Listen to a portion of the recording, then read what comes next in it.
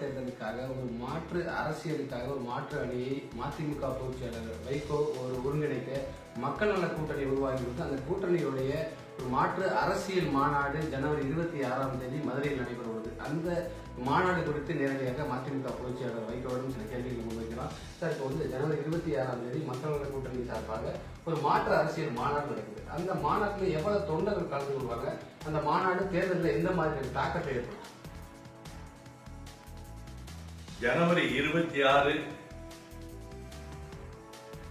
மாற்று அரசியல் எழுச்சி மாநாடு மக்கள் நல கூட்டணி நான்மாடக்கூடல் மதுரை மாநகரில் நடத்த இருக்கிறது. இது தமிழக அரசியலில் 67க்கு பின்னர் ஒரு மகத்தான மாற்றத்தை கொண்டு வரப்போகிறது. இதுவரை இல்லாத ஒரு புதிய பரிமாணத்தை அரங்கேற்ற இருக்கிறது.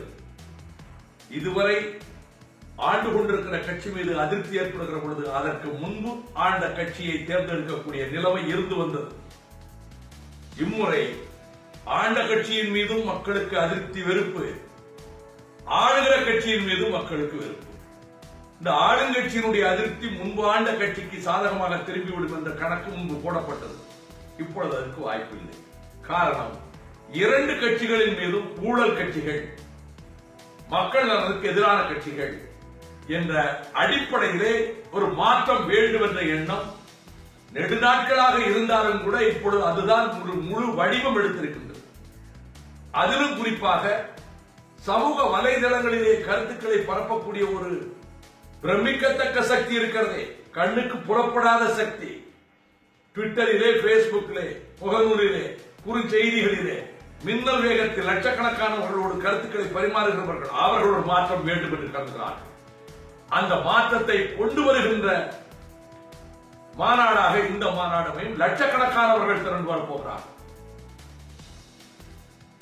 மார்க்சிஸ்ட் கம்யூனிஸ்ட் கட்சி, இந்திய கம்யூனிஸ்ட் கட்சி, விடுதலை சிறுத்தைகள் கட்சி, மறுமலர்ச்சி திராவிட முன்னேற்ற கழகம் ஆகிய 4 கட்சிகளும் இணைந்து நடத்துகின்ற இந்த மாற்று அரசியல் எழுச்சி மாநாட்டில் அகில இந்திய தலைவர்கள், மார்க்சிஸ்ட் கட்சியினுடைய தலைவர் தோழர் சீதாராம் யெச்சூரி, இந்திய கம்யூனிஸ்ட் கட்சியினுடைய தலைவர் தோழர் சுதாகர் ரெட்டி, அதே போல இந்திய கம்யூனிஸ்ட் கட்சியினுடைய தேசிய செயலாளர் தோழர் டி ராஜா எம்பி, விடுதலை சிறுத்தைகளினுடைய நிறுவன தலைவர் என்னுடைய அன்பு சகோதரர் தோல் திருமாவளவன் அவர்கள், மறுமலர்ச்சி திராவிட முன்னேற்ற கழகத்தில் நாங்கள் கடந்த 6 மாத காலமாக திட்டமிட்டு ஏற்பாடு செய்திருக்கக்கூடிய அடிப்படையின் பின்னணியிலே நடக்கிற மாநாட்டிலே கலந்து கொள்ள இருக்கிறோம்.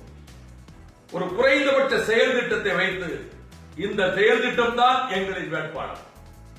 சமூக, அரசியல், பொருளாதார ரீதியான அனைத்து பிரச்சனைகளுக்கும் குறை சொல்வது மட்டுமல்ல, என்ன தீர்வு, நாங்கள் ஆட்சிக்கு வந்தால் என்ன செய்வோம், நாங்கள் ஆட்சிக்கு வந்தால் லோகாயுக்தா சட்டம் நிறைவேற்றப்படும், நாங்கள் ஆட்சிக்கு வந்தால் ஊழல் சொத்துக்கள் பறிமுதல் செய்யப்படும், நாங்கள் ஆட்சிக்கு வந்தால் தமிழகத்தினுடைய வாழ்வாதாரங்களை காப்பாற்றுவோம், பாதுகாப்போம், மாநில உரிமைகளை பாதுகாப்போம், சாதி வேற்றுமையற்ற சகோதரத்துவத்தை நிலைநாட்டக்கூடிய சமூக நீதியை நாங்கள் நிலைநாட்டுவோம், மீனவர் துயரத்தை துடைக்க, விவசாயிகள் கண்ணீரை துடைக்க, கடலில் பிடியிலிருந்து வேளாண் பெருங்குடி மக்களை விடுவிக்க, அதை போல அனைத்து தரப்பு மக்களினுடைய கவலைகளை போக்க, வேலையில்லா திண்டாட்டத்தை போக்க, லஞ்சம், ஊழல் என்ற பேச்சுக்கே இடமில்லாத ஒரு நேர்மையான ஆட்சியை தருவோம். அது கூட்டணி ஆட்சியாக இருக்கும்.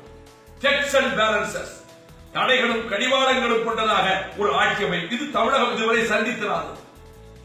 பேரறிஞர் அண்ணா அவர்கள் 67 காங்கிரஸை அகற்றுவதற்கு ஒரு அணி அமைத்தார்கள்.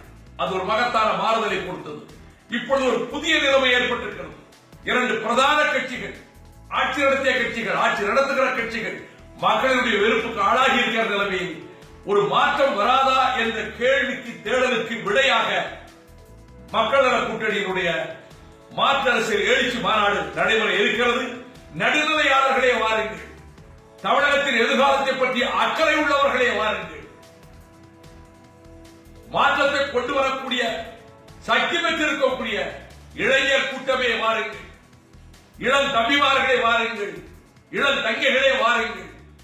தமிழகத்தின் வருங்காலத்தை ஒளிமயமானதாக ஆக்க, இந்த விசைச்சூழலின், ஊழல் என்கிற விசைச்சூழலில் இருந்து விடுவிக்க சபதமேற்க வாருங்கள் என்ற முழக்கத்தோடு இந்த மாநாட்டிலே நாங்கள் கூடுகிறோம்.